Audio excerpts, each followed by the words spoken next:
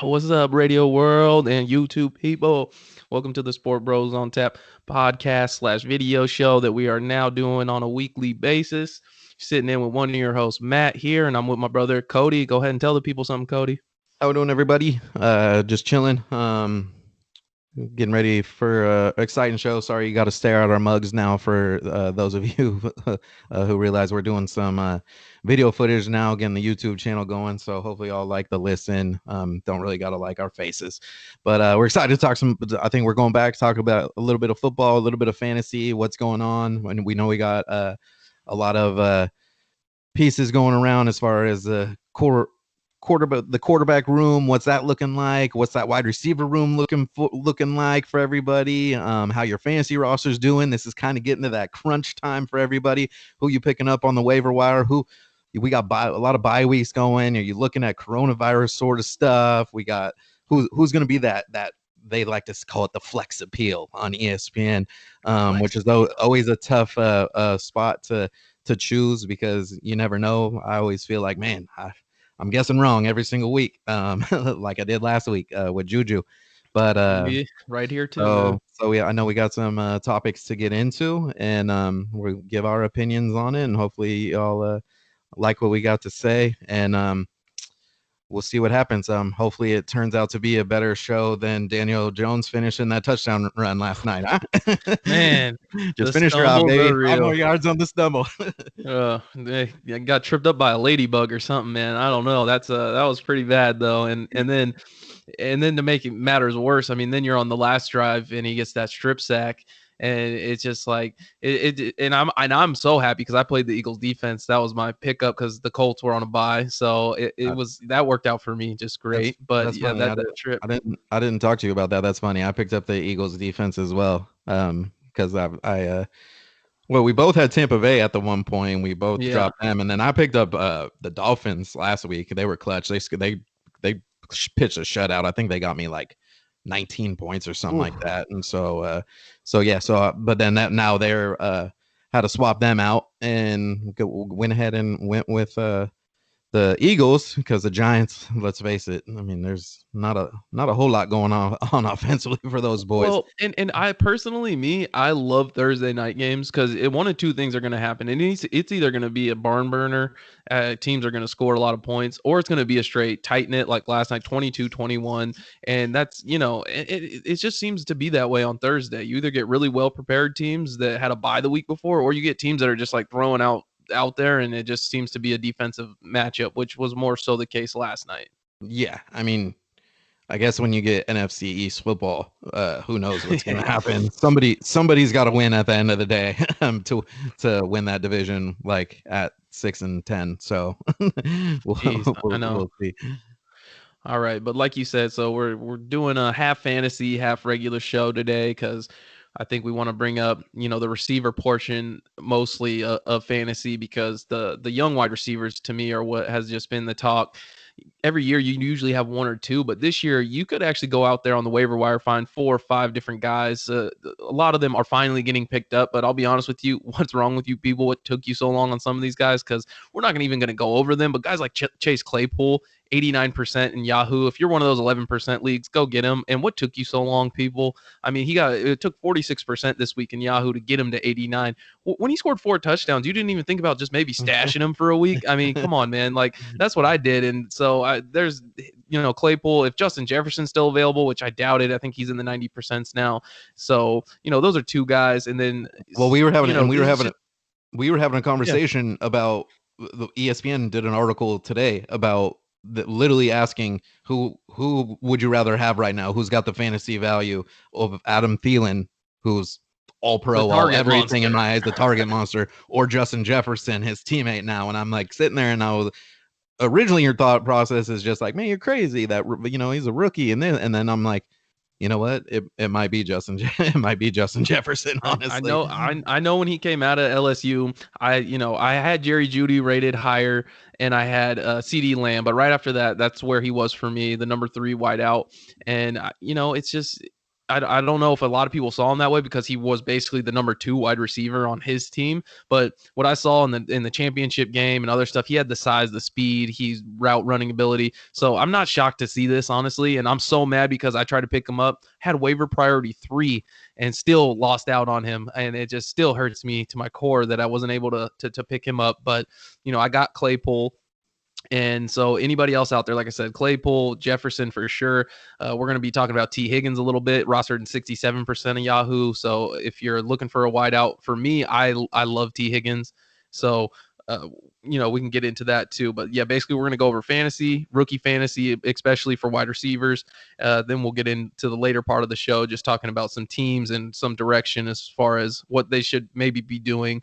And we'll even have an Antonio Brown sighting after all of this time. So, buckle up, everybody. Hey, when you already got a Des Bryant signing, you know what I mean? Yeah, like right. you got like Antonio Brown's coming somewhere. Yeah. Here we go. Let's make the league more interesting, man. Let's get it going. Can we get Calvin Johnson out of retirement? Jeez, man. Oh, no, see Megatron. See, that would be a whole different monster, dude. That would, good Lord. I actually got a comparison from a player. He said that DK Metcalf is the new Calvin Johnson. You think that's true or what? No, just because I don't think anybody, I think Jerry Rice, we're 49er fans. Jerry Rice, to quite a bit of people, is, the greatest wide receiver of all time. And some people say the greatest, basically football player of all time. Yeah. Calvin Johnson, to me, is, granted, he didn't play long enough. I believe, what he played 8 seasons. Yeah. He, to me, is the greatest football player that I personally have ever seen, and I think he would have gone down and broke all the wide receiver records. I think if he would have hung in there, honestly, I can't predict injuries. I can't predict anything that would have happened. Maybe he would have ended up being one of those cuckoo bird wide receivers at the end of the day, which I don't think he really was. So I can't compare anybody to Calvin Johnson. I understand. What about the Randy ratio? Man, you're not even getting into Randy Moss or Larry Fitzgerald. You ain't putting anything on that man, huh? No, those guys are all great, just in different ways. Calvin Johnson, to me, as far as a complete, just wide receiver, complete football player with that size, speed, strength, Megatron, not human. He is the best that I've ever seen, and I can't compare a DK Metcalf right now to him. I really like DK Metcalf. Don't get me wrong, and I hate the Seattle Seahawks. But let's not start getting those sort of comparisons going. You know what I mean? I hear you too, and I'm actually with you. I still have Jerry as my guy because he's a Niner, and all that stuff. A little nostalgia. Also, he has all the records and everything, but for me, Calvin is also that number 2. I was just throwing out some names there that, you got to have some respect for those guys as well. And I know you do, obviously. Yeah, but, sure. And I got a funny thing. I sent it to you yesterday. DK Metcalf's quote to me just had me laugh hard. He's like, thing about catching touchdowns, they're like Pokemon. I got to catch them all. I just love that. I love that mentality that he has. I hate that he's a Seahawk, but it's neither here nor there. You just got to respect guys that can play the game. And, I thought that was funny, though. I texted it to you yesterday because that's just hilarious to me. That's an awesome quote. So, but with that said, we'll get into the fantasy aspect like I was talking before we hit the rookies up. Do you have any wide receivers that aren't rookies or anything that kind of on your radar or anything? Because I know I only have 2, but I could bring them up to you and you could just kind of tell me how you feel if you don't really have anything or. Here, I'll let you normally let me go first. If you want to bring up your 2, go ahead, and then I can just kind of throw out what I have there as far as just something that I was thinking this weekend for wide receivers. Okay, so for me, first, this guy's he's only rostered in 10% of leagues, and if it's me, I probably don't even have the stones to start him or anything like that. I'm more so maybe putting him on the roster as a backup option or if injuries happen to this team. But that's going to be James Washington for Pitt. So I get that the Steelers, the Steelers are going to have Deontay Johnson coming back. Is it Johnson or Thompson? I think it's Johnson. Johnson. Yeah, Deontay Johnson. He's going to be coming back, but just based on Juju and his injury history, I think there's always going to be a chance that, Washington's going to be able to slide into that third receiver role. And I also have this feeling for me, a lot of times that I'd rather have the fourth receiver on a really good passing, high octane type offense than even the number 3 receiver on a bad team. You know what I mean? Yeah. And so for me, I'll always take the risk a little bit. Sometimes I roster guys that I'm like I still have J.K. Dobbins. You know why? Because I'm just sitting like Mark Ingram goes down. This guy is going to be, a top 15 back the rest of the way. That's my personal opinion. So I do stuff like this. So it may not be exactly, transcendent pick or anything like that, but he's a target monster. Ben obviously likes to use him. Even last week with Johnson out, he went to him, I think 10 times or 7 times. He led the team over Juju and Claypool, and he's going to make you a lot of catches. And in a PPR league, that's something that I really value. So that's why he's only rostered 10% of Yahoo leagues. And, I get why, but that's just kind of my thought process on it. And I get when he gets moved back to the fourth wide receiver, it might not have as much value. So I get that one. But here's my other one that's just shocking me. And again, there has been some injuries on this team, but so it's Tim Patrick for the Denver Broncos. So he's only rostered in, I got it right here, 26% of Yahoo leagues. Okay, he has back-to-back 100-yard games. And granted, Faint was out last week. DJ Keller, I think his name, was out last week. And Judy, he played and was really bad. He's mostly been more of a deep threat this year, more than a every down target monster that I thought he might be.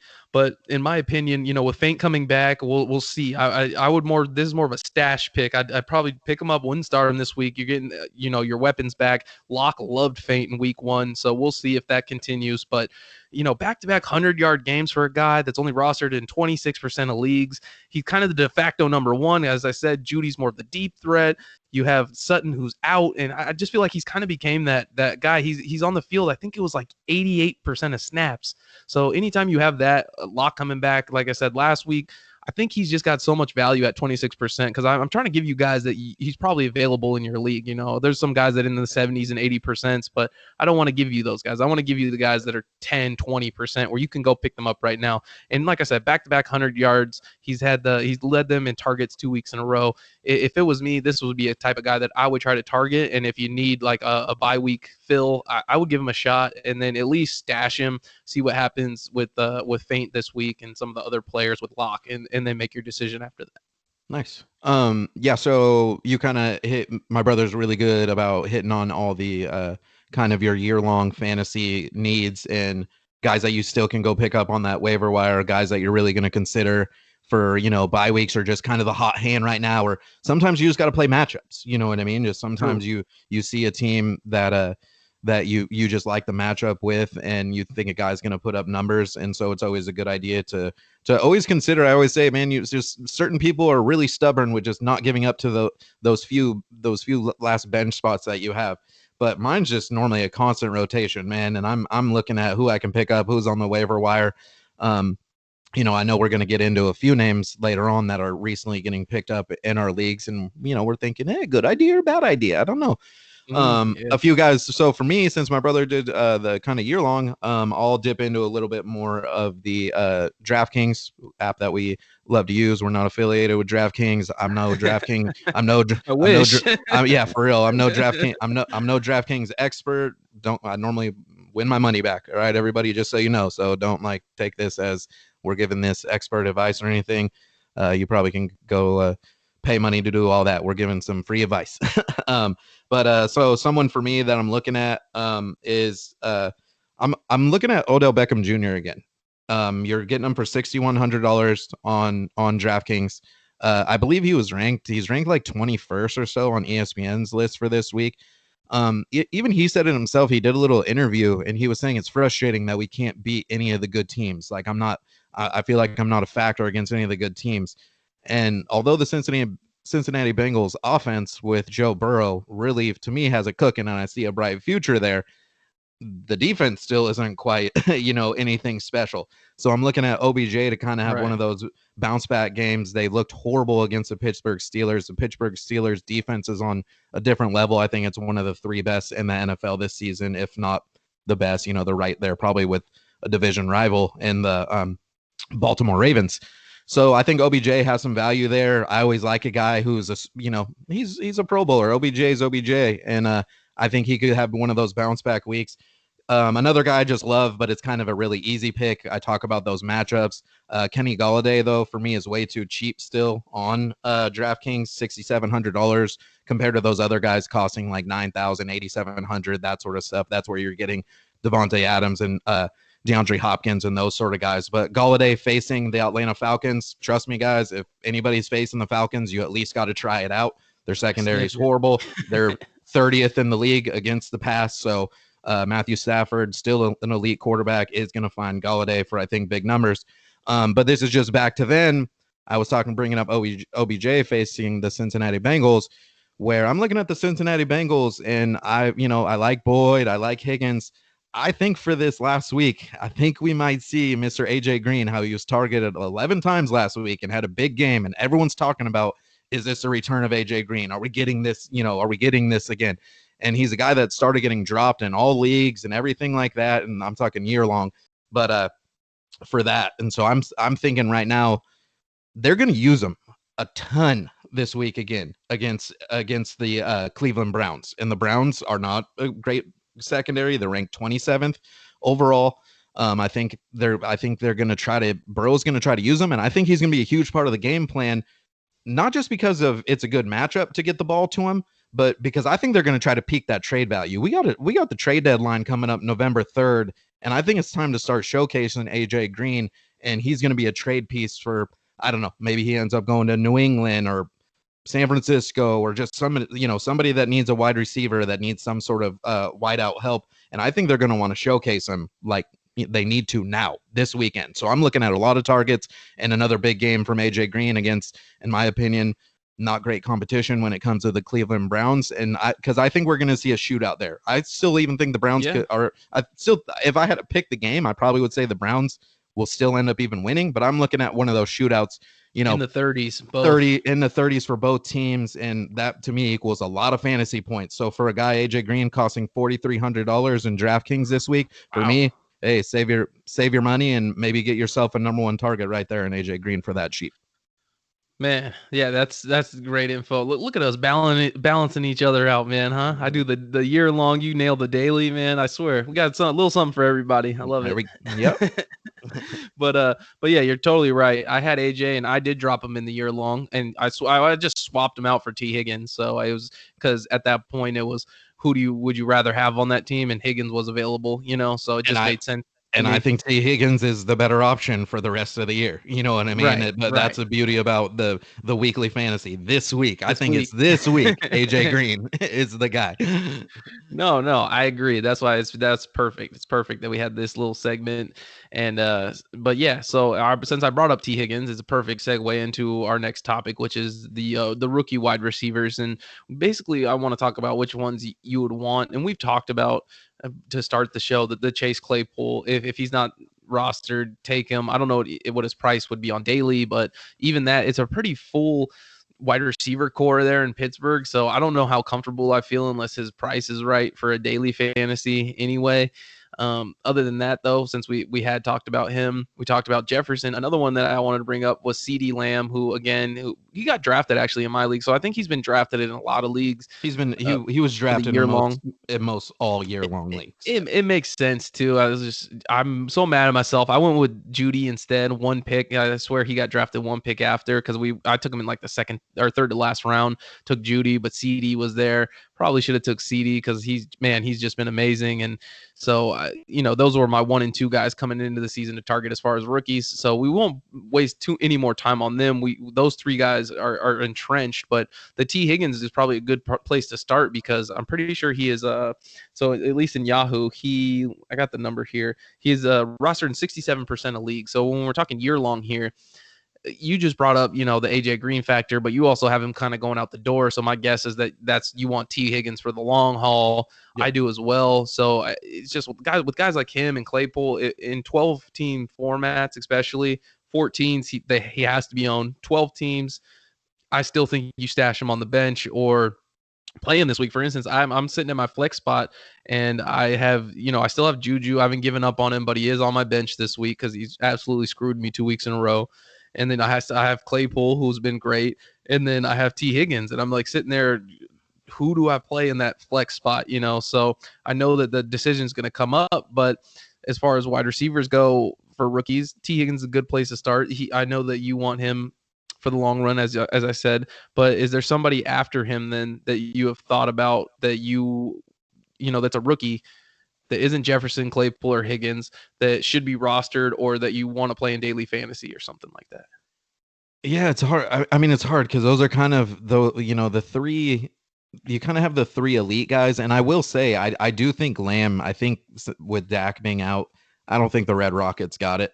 It's not the same offense. I think CeeDee Lamb's value does drop below all those other guys, in my opinion, including Judy. So for me, if you're going a pecking order of like Justin Jefferson, Claypool, T. Higgins, I'm even going probably like Judy and Lamb are kind of flip a coin for me down there at that area now. Lamb still had 10 targets and 7 catches last week. No, he's that slot guy, and I feel like that's Dalton's like go-to. You know what I mean? It's a good point, and I'm probably being a little bit stubborn. You know what I mean? But I'm looking at them, and I just don't see in the same points that are going to be on the board anymore for Dallas. That's true, though. I don't know. We'll see. I think Dallas has to figure something out. I don't know. Maybe some sort of. Otherwise, Mike McCarthy might not make it through the next couple weeks. As a head coach in his first year, you think? I don't think Jerry's happy, and I don't know if he's going to deal with it. I literally could see him just being like, whatever, we got Kellen Moore there on the sidelines. He could be the interim head coach, and we'll just go from there. You know what I mean? I'm probably wrong. I think a lot of head coaches are on the hot seat right now, though. Well, because he probably, though, to your point, he probably was like, I stuck with Jason Garrett for 4 seasons too long, so I'm not going to make that same mistake. We're just going to clip it. Cut ties early. Yeah, I don't know. So kind of, man, you're kind of getting down into.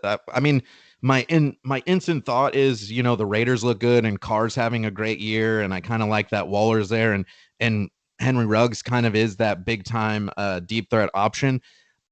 For me, my head is so programmed for our PPR leagues that Henry Ruggs is kind of that huge play, no play sort of guy. So yeah, I see that. If you take it for not last week, they had a bye week, but the week before when he only had 3 catches, everyone. I know he had a monster game with 4 targets, but he had that 70-yard touchdown catch, and he can give you that. So I do love that factor of his game. I would have to lean. It's hard for me, but I think for me, we did this when we were doing our mock drafts for him too. But Laviska Shenault for the Jacksonville Jaguars. For me, he's almost become that next tier. DJ Chark, who is it? Is it Cole? Is the other wide receiver? Yeah, Chark Jr. and then Cole. Yeah. They're always kind of dinged up, it seems like, and they're always questionable and everything. And anyway, Shenault, I think he almost brings as much or more to the table than those two guys. Anyways, I've been really impressed with Gardner Minshew and what he's able to do and kind of spread the ball around. And so for me, I think he would almost be the guy where I look at where Jacksonville does like to throw the ball, and it seems like Minshew is throwing for close to or 300 yards like every single weekend, and so. To me, I look for those sort of offenses. Jacksonville's not a great team. They typically tend to get behind, which also then leads kind of to throwing the ball more. And so for me, he's solidified himself. If not the number 2 on that roster, he's no matter what the number 3. I have his game log here. I know I believe it was last week. Yeah, not a great week. So maybe you're thinking like, oh, what are you talking about, guy? He had 4 fantasy points with only 3 catches, 10 yards. But before that, he went for 14 points, 8 points. He had 13 week 1. You know what I mean? Like, this is all, relevant stuff here. Like, that's a guy where if you're sitting there and you don't have much in your flex position, I'm not saying he's your wide receiver 1 or 2 or anything like that. I'm literally listing him as like the 6th best rookie wideout. But in my feeling, I think he's a guy for this season and moving forward. He's a guy that I look at is a quality piece. And I thought he was uber talented in Colorado, just kind of always seemed to get dinged up, and Colorado's not a great team to go with, but he kind of was that star piece. And so for me, I don't know, just kind of a name that maybe people don't really think of because no one really watches or thinks of the Jacksonville Jaguars. And so I guess that will be my guy that I'll go with for kind of my sneaky rookie pick. Okay. Yeah, no, I actually I like that thought process. For me, I like to also think of,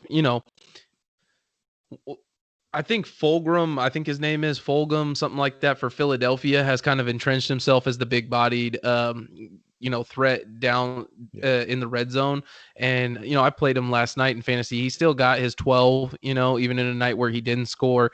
And so for me, because before last night, I was thinking Jalen Rieger's coming back, from his thumb thing. They think around week 9 or 10. And like, is that something interesting? Because I know he's probably not rostered because he went on IR so early in the year. Yeah. And so I thought Rieger at first, he was kind of like my oh hey, sneaky pick kind of a thing. And so I don't know how I feel about it anymore. Just seeing him actually play last night for the Eagles, meaning I think his name's Fulgham, something like that. I don't know how to pronounce it exactly, but he's such a big body and he looked really good. So I'm like, man, maybe Rieger lost out a little bit on his injury. You say you never lose your spot to an injury, but man, when someone comes in and does what he's been doing for the past 3 weeks, maybe you do. So Rieger was going to be my thing. So the other guy that comes to mind as far as rookies that you could still get in some leagues, I think it's 49% in Yahoo if you're doing a year long. But that's Brandon Ayuk.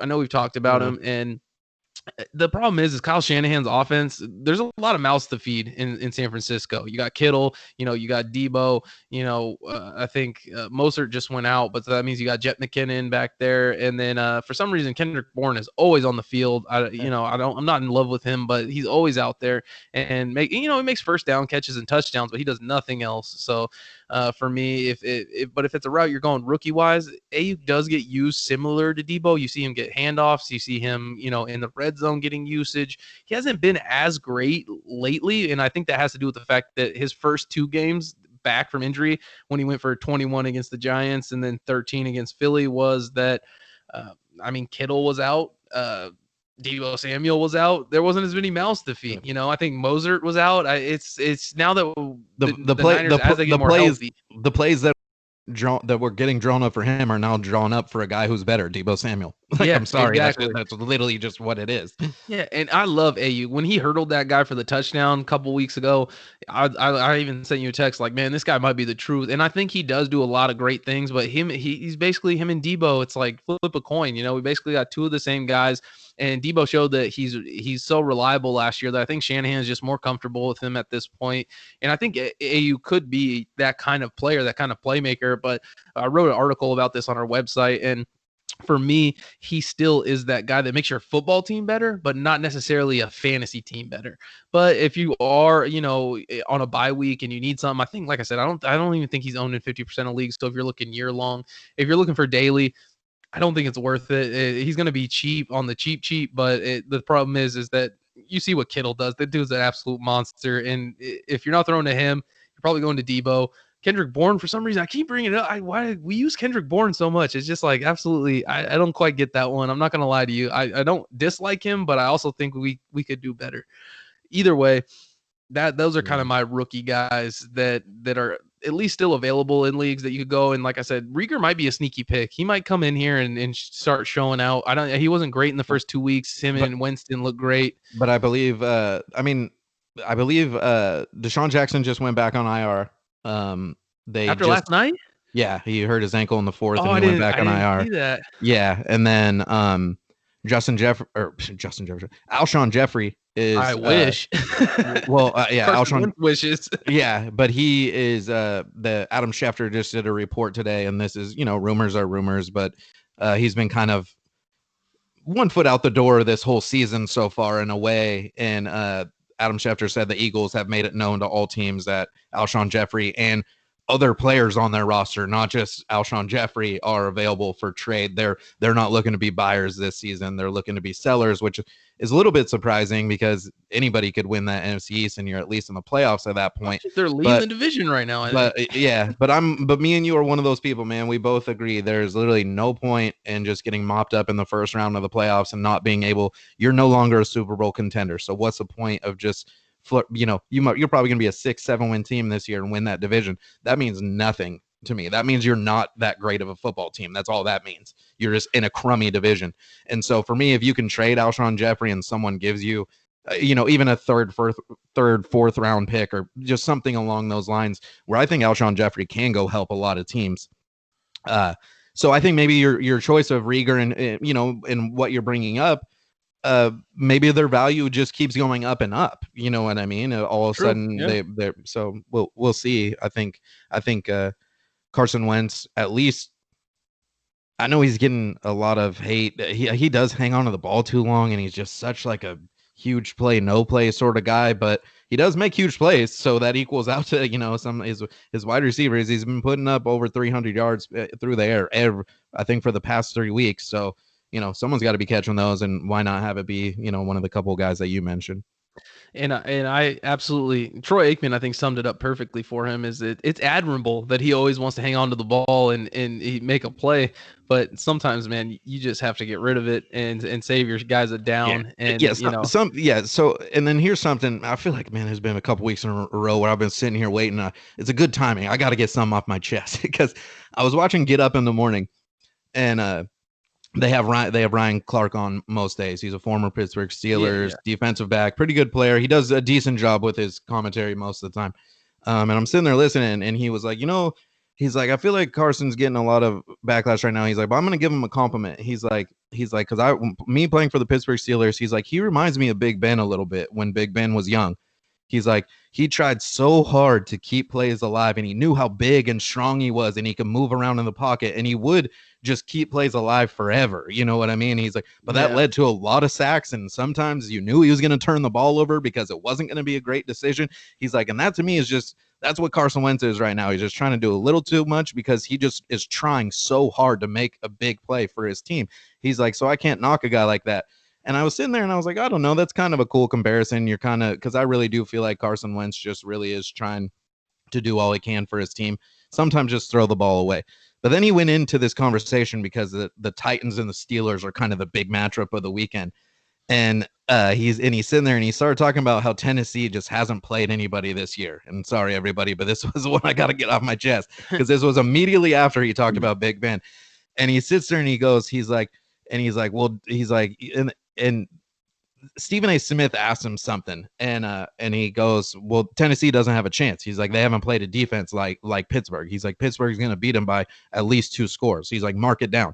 And I'm like, I do kind of agree. I think like Tannehill is going to take a step back this week. I don't really. So for everyone, back to fantasy relevance, I don't really agree with ESPN, all those dudes, Barry, Fields. They got him ranked 9th this week, and he's been having great weeks, but I think he's going to take a huge step back against Pittsburgh's defense. It's a tough defense. It's a really tough defense. But then Ryan Clark has the audacity to talk about King Henry, Derrick Henry, and he's like, you all ever seen Derrick Henry stiff arm a linebacker or a defensive lineman? No, he makes business decisions. He only can stiff arm a little DB. He's like, he don't go to the second level and do anything. He hasn't seen anybody like the Pittsburgh Steelers.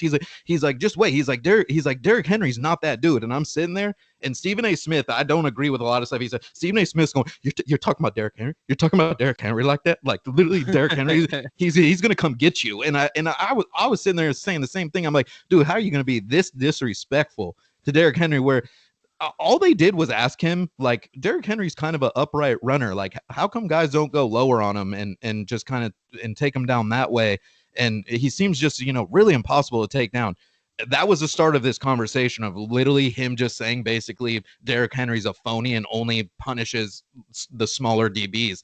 And I'm like, dude, like Derrick Henry, I don't even love the matchup, but I just hope for fantasy purposes this week, I hope he was listening to Ryan Clark because just whatever you need for maybe that added little something, I hope that he goes and does what he, did last week and goes off because I'm like the disrespect that I heard from Ryan Clark just, all right, everybody, how to get that one out there. I know that was a little pointless, but it ticked me off, man. I'm sitting there. I'm like, you do that is just downright, literally just disrespectful to a dude that runs hard, runs between the tackles and can run. He runs against anybody. It is not just little weak DBs, Ryan Clark. No, and I remember his first 2 years in the league, it was like, "Oh, is Henry gonna make it?" And like we brought up on another show, him and Eddie George had a talk. The last 3 seasons, or 2.5, he has not looked like he is scared of anybody. I know why Clark's saying it. It's because he's saying he saw Josh Norman get absolutely annihilated 2 weeks ago, when they played Buffalo. Like, literally, I've seen 100 memes so far about Derrick Henry dropping him, like, just terribly, terribly hard on a stiff arm. So I know why he's saying it, but it's so a guy went for 1,500 yards last year. You don't do that, not stiff arming linebackers and defensive linemen. You act like he gets tosses all the time. He goes through the middle. And then the thing that's more impressive to me, even though, is a guy that big should not move that fast, because he can absolutely, it's amazing what happens to me when he gets in the secondary. Because guess what? He stiff arms those linemen and those linebackers, and then he gets in the secondary, and then he outruns the secondary. So that's, to me, is like, man, you're just disrespecting a guy that is literally a freak of nature. So I'm with you on that. I didn't hear that, and it's just crazy. It's not his fault. He makes DBs look like they're Pop Warner players. Like, he straight up literally throws them on the ground. But he was acting like when he runs into Bud Dupree and TJ Watt, like, look, he gonna be scared. And I'm like, that is just a joke. That is so far from what that is. He's one of the best running backs in the league. And like you said, he brings so much more to the table than literally just a dude that punishes weak opponents, is basically what he was trying to say. I just hope Derrick Henry has a big week. And I know it's hard because I'm not going to sit here and tell you to take him for any sort of fantasy value, because I respect Pittsburgh's defense, but I also respect Derrick Henry. No, yeah, no, it's good. I agree with you 100% on that. Before we go any further, for anyone watching the video, we do our beer, or drink, cocktail, whatever we're drinking. Little plug, if you will. They don't give us any money, maybe one day. But what are you sipping on today? So today I'm going with, hopefully y'all can see it. I know Little Something is kind of a brand from Little Lagunitas, something hazy, but huh? Little Hazy, yeah. So it's one of their it's a unfiltered hazy Little Something, and it's a limited release. I always try to find their limited releases when they do them. Sometimes they're super hit or miss, but this is one where I'm like, hey, I like hazy IPAs. I love Little Something. Let's give it a try. And this one's delicious. It's 7.2%. Really tasty. It really does remind me. It is such a perfect blend cross between a Little Something of their pale ale and a hazy IPA. And so I think it's delicious. And Petaluma, California, Lagunitas Brewing Co. Like I said, I know most people know of it. If you're local around town, I know some of our listeners are Sonoma County people. It went on sale at Safeway, typically a $13 case. I got it for $8.99 for a 6-pack for Lagunitas beer. That's a great price. And it's definitely worth it. And one of those beers that you got to try while it's out. Like I said, limited release, says it right there on the bottle. Super tasty, and I'm really enjoying it. I'm glad with the selection. Yeah, I wish they don't. So I'm in LA, obviously, and I they don't have it out here, because I just went through 2 grocery stores and tried, and so I just went fell back. It's funny. I'm also doing the Lagunitas thing, though. So, but I'm just having a nice little Maximus here. I've previewed it on the show before, so I won't go too much into it. The 8.2%. This is probably the best beer I've ever had that's over 8%, though. It is about as good as it gets when you're talking like the heaviness, and so I just went back to the well. Like I said, I was looking for something special, couldn't find it. This was on sale again. I don't know if Lagunitas must be doing something, because it was. I think I got it for like $9.99 as well. Mm-hmm. So, but yeah, so I just went back to the well with Maximus, and like I said, best heavy beer I've ever had. So with that, cheers, bro. Cheers, brother. Enjoy your Lagunitas selection. Yeah, you as well. All right. And we've been talking a lot of fantasy now, but like, now that we got on the Derrick Henry track, which is perfect, because the last part of this show is not going to be fantasy related, unless, I have two things about it that we might get into. First, though, I want to start, because since we've had a wide receiver thread throughout this show, I wanted to jump in because we've talked about DK Metcalf, who I have on my team, has been amazing. He's a great young talent. I love his personality, obviously, but there's been a lot of talk about Antonio Brown. So I told you there'd be an Antonio Brown sighting. I told everybody. So here they go. What got me thinking about it last night was a player in my league picked up Antonio Brown. I think you said in your league as well, somebody picked him up. Still a free agent, doesn't have a team. So so I have two questions. First question that I want you to answer: is that a good idea? Just to pick somebody up who doesn't even have a team yet. You have no idea what situation he's going into. And secondly, I'll say it though, I think this would have such a negative impact on anyone who has Tyler Lockett or DK Metcalf. Me personally, I don't want to see it in Seattle. I hope he goes somewhere else, honestly. So, but yeah, those are the two things. Does he have an impact on other fantasy players? And then secondly, is it a smart move to even pick him up at this point? Yeah, I think so. Obviously, Antonio Brown is a stud when he's focused on the field. He's one of the best that we've ever seen. Um, it takes the right situation. I didn't even realize till a couple days ago that him and Russell Wilson worked out in the offseason. Russell Wilson is vouching for Antonio Brown, saying he's made a lot of changes just overall in his life, and he's still the same incredible football player. So I think that laid back attitude also of Pete Carroll, that sort of coach is going to work for Antonio Brown. The Seahawks are a winning team. I think overall he's going to be happy. I think guys that won't be happy probably are DK Metcalf and Tyler Lockett, because it's, no matter what, if Antonio Brown's on the field, he's going to see some targets.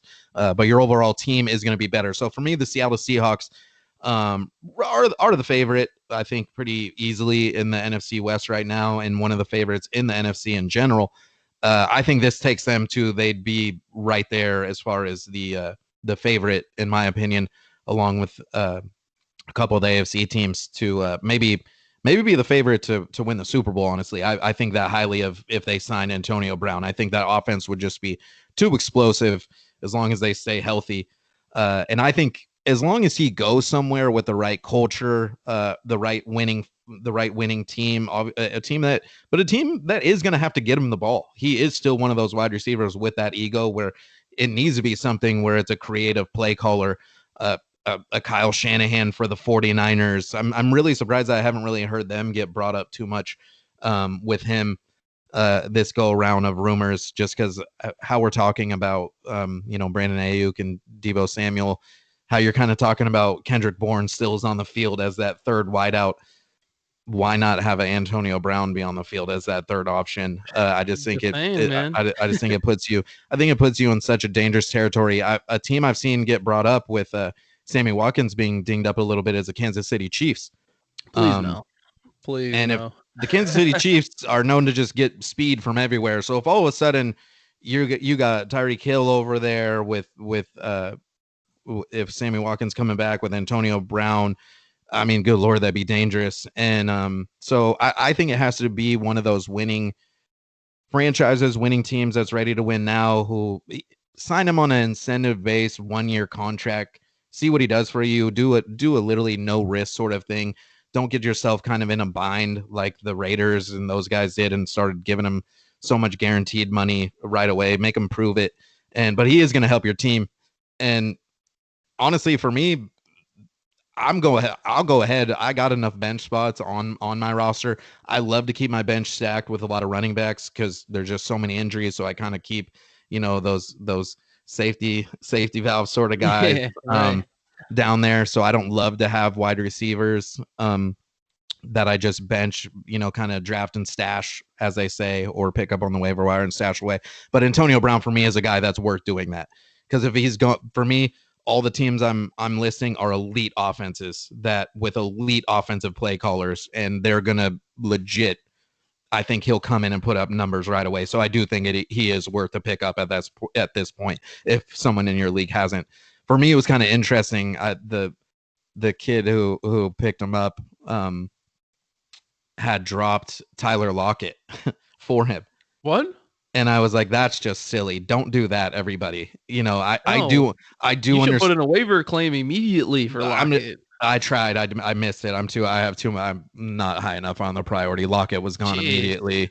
Yeah. So don't do that. Like, I do understand Lockett. If Antonio Brown is signed by the Seahawks, Lockett's value is going to just plummet. I think Metcalf still holds quite a bit of value at that point as the number 2, but then Lockett's going to turn into that kind of specialist guy again, where he's going to rely so much on scoring touchdowns that it is a little bit dangerous to just plug him in as your big time, kind of fantasy. Like when they had Baldwin, it was he was always that kind of that X factor, but wasn't the fantasy X factor every Absolutely. week. He became that great football player on their team for real football. He was taking their returns and, doing everything like that, all around great football player.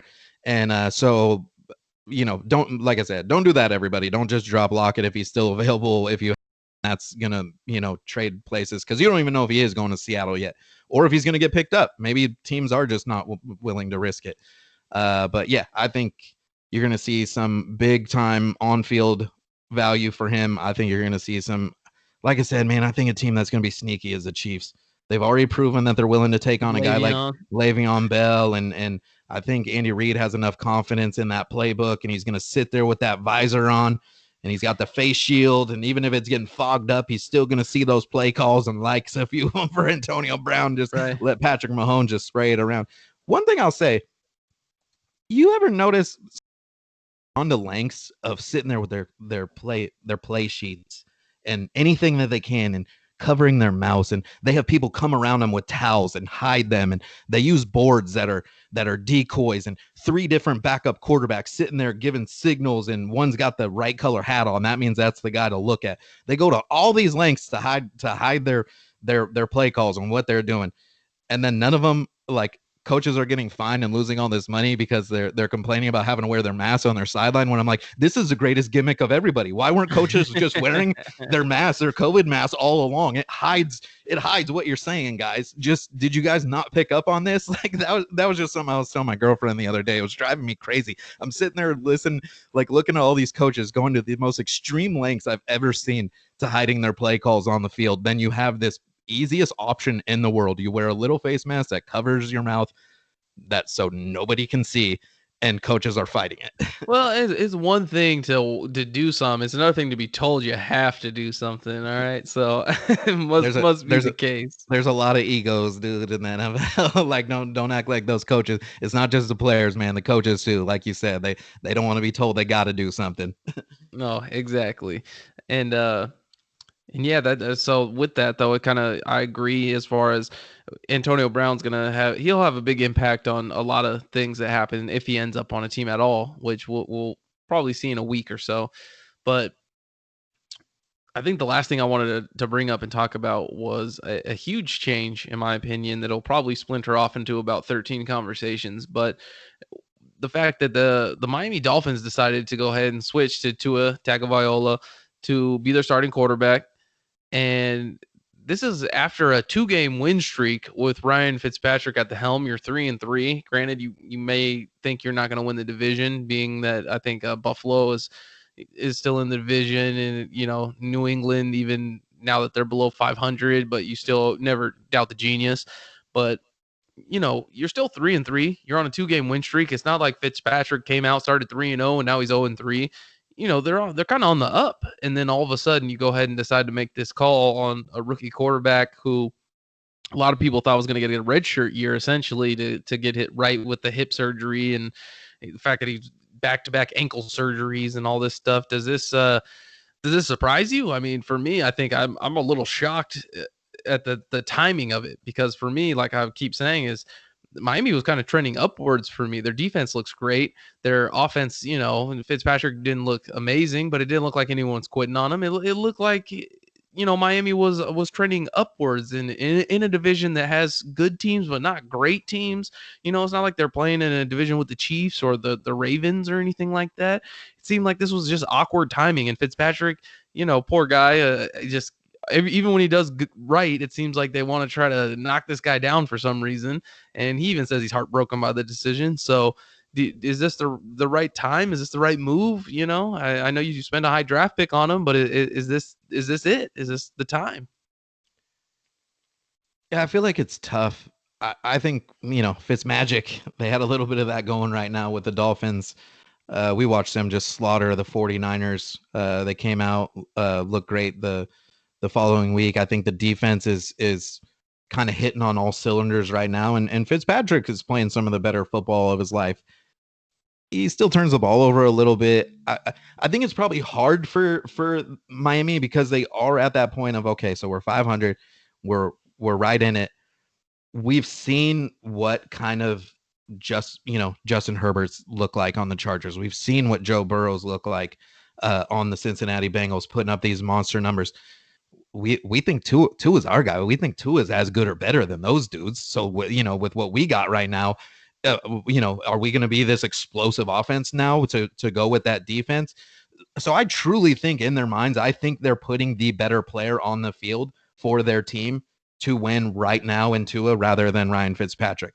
And I don't blame them for that at all. So for me, as long as if Tua is healthy, if he says he's feeling good, I think he's sat long enough. He seems like a football type guy that's been in the film room, that's studied, that's learned. He's sat back long enough.